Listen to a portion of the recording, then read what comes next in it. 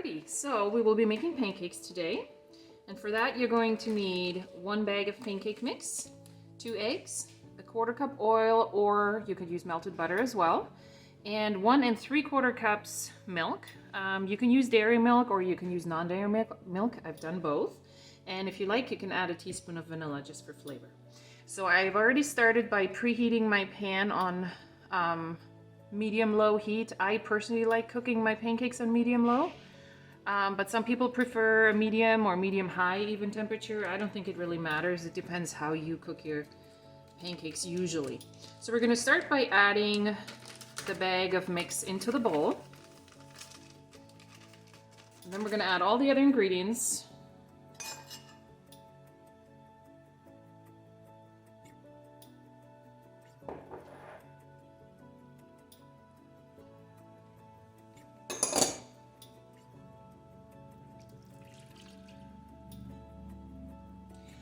I did put my milk in the microwave for just 30 seconds just to take the chill off a little bit.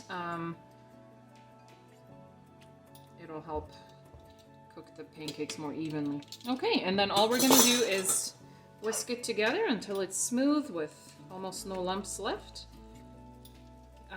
This pancake batter will thicken considerably, so it starts out kind of runny as you can see, but then it thickens quite a bit, which is how we want it. Otherwise you're going to end up with dense, soggy pancakes. So you definitely want, when you make gluten-free pancakes, you want a thicker batter. So we're going to let this sit for just a minute until the pan is hot, and then we're going to start cooking them. So you do want to grease your pan or your griddle with something. I just poured some oil in it, but I also like to use melted coconut oil. You can use butter, whatever it is, but you do want to grease it a little bit, or even non-stick cooking spray you could use. This is nice and hot now. We're gonna put a scoop of this batter in. See how it's quite a bit thicker than it was when we first mixed it, so you might have to spread it around a little bit with the back of your spoon, but it's up to you how you want to do it. And then you want to cook it until the edges start to dry up and look a bit more firm, and until bubbles start coming to the surface.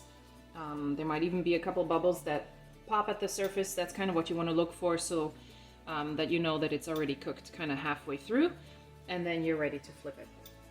Okay, so I can see it. I'm not sure if it's visible in the video, but I see some bubbles popping here at the surface. I also see that it's puffed up nicely and the edges are drying up a little bit, so we should be able to flip it now.